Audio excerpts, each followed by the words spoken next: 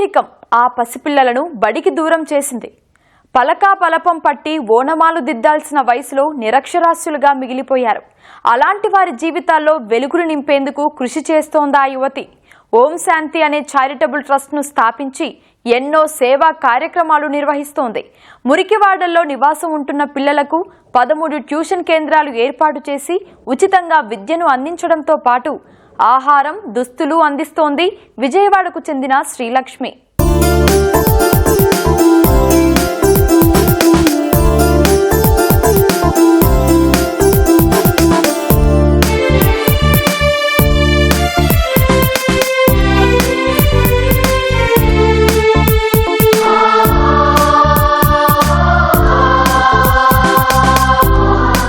మురికివాడల్లో నివసిస్తోన్న పిల్లలు కూడా తల్లిదండ్రులతో పాటు చెత్త పోగు చేసి ఆ పూట కడుపు నింపుకోవాల్సిన పరిస్థితి. నిస్సహాయ స్థితిలో ఉన్న కుటుంబాలకు ఆర్థిక సాయం అందిస్తూ వారి పిల్లలకు చదువు నేర్పుతూ క్రమశిక్షణ పట్ల కనీస అవగాహన కల్పిస్తోంది యువతి. ట్యూషన్ సెంటర్లో ఉపాధ్యాయురాలిని నియమించి పిల్లలకు విద్యాబుద్ధులు నేర్పిస్తోంది. స్వయం కృషితో పాటు స్నేహితుల సహకారంతో ముందుకు సాగుతోంది.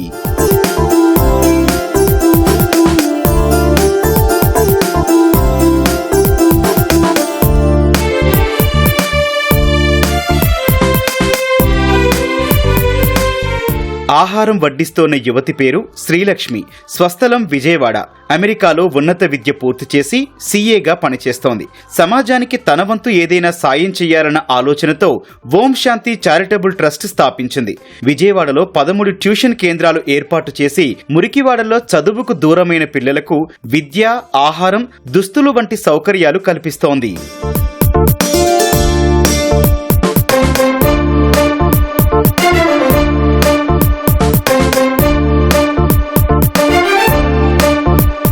పేదరికంలో జీవనం కొనసాగిస్తోన్న వారికి ఆర్థిక సాయం చేస్తూ పిల్లలకు విద్యను అందించడమే లక్ష్యంగా పెట్టుకుని పనిచేస్తోంది శ్రీలక్ష్మి. తమ సంస్థ ద్వారా 13 ప్రాంతాల్లో ఉపాధ్యాయులను నియమించి ట్యూషన్స్ ఏర్పాటు చేసింది.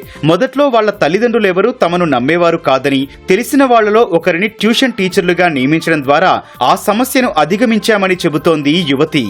Over period of time evolve అయ్యింది మాట. ఇట్లా ఊరికే డబ్బులు ఇవ్వడము, లేకపోతే గ్రాసరీస్ ఇవ్వడము, నెల నెల చూసుకోవడం కాకుండా స్టడీ సెంటర్స్ లాగా పెట్టి, మోస్ట్లీ ఇక్కడ ప్రాబ్లం ఏమవుతుందంటేనండి, పేరెంట్స్ ఆర్ నాట్ ఎడ్యుకేటెడ్ కాదు. వాళ్ళు బై ద టైమ్ ద 25-30 అసలు వాళ్ళ లైఫ్ స్పాన్స్ కూడా ఉండవు. ఎందుకంటే they so addicted to drugs and alcohols. They so addicted.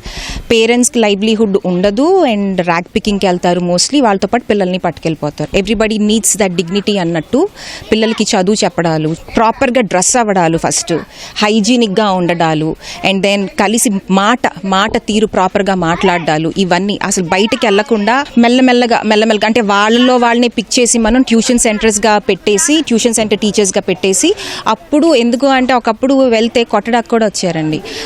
అందుకని వాళ్ళల్లోని టీచర్స్గా మేము పిక్ చేసుకొని వాళ్ళనే పిల్లలందరినీ పోగేయడాలు, వాళ్ళకి అయ్యో కొంచెం ఆట ఇవి మెల్లమెల్లగా చదువు నేర్పించడం మొదలెట్టు. ఓం శాంతి చారిటబుల్ ట్రస్ట్ ద్వారా నిరుపేద కుటుంబాలైన వారికి కనీస అవసరాలు తీరుస్తూ కుట్టు మిషన్లు, నిత్యావసరాలు కూడా సరఫరా చేస్తున్నారు. First we should catch them young అన్నట్టు పిల్లల్ని, చిన్న పిల్లల్ని గ్యాదర్ చేయడాలి. పిల్లలు చాలా మంది ఉంటారు. వాళ్ళందరినీ గ్యాదర్ చేసి వాళ్ళకి యాంటీ సోషల్ యాక్టివిటీస్ వైపు వెళ్లకుండా ఫస్ట్, ఆ తర్వాత వాళ్ళకి కొంచెం లివింగ్ విత్ డిగ్నిటీ, అడుక్కోడాలు, ర్యాక్ పికింగ్కి వెళ్ళడాలు, ఇవన్నీ కాకుండా లివింగ్ విత్ డిగ్నిటీ చెప్పడాలు. సో వాళ్ళకి గ్రాసరీస్ ఇవ్వడాలు, ఆ తర్వాత లైవ్లీహుడ్, సస్టైనబుల్ లైవ్లీహుడ్ క్రియేట్ చేయడాలు, తోపుడు బళ్ళు, ఆ తర్వాత కుట్టు మిషన్లు, ఇలాంటివన్నీ కూడా we trying our best. That's what we doing. పేద పిల్లలకు ఏం సాయం చేయాలన్న ఆలోచనలో ఉన్న సమయంలో జోన్స్ మానికొండ అనే సామాజిక సేవకురాలు శ్రీలక్ష్మికి తోడయ్యారు. ఇద్దరూ కలిసి మురికివాడల్లో ఉన్న ప్రధాన సమస్యలు తెలుసుకుని సేవ చేయడం ప్రారంభించారు. పిల్లలకు విద్యను అందించాలనే లక్ష్యంతో ట్యూషన్లు ఏర్పాటు చేసి వారి తల్లిదండ్రులకు ఆదాయ మార్గాలు కల్పించారు. ఆరంభంలో పిల్లల తల్లిదండ్రులు చదివించడానికి నిరాకరించినా వారికి అవగాహన కల్పిస్తూ ముందుకెళ్తున్నారు.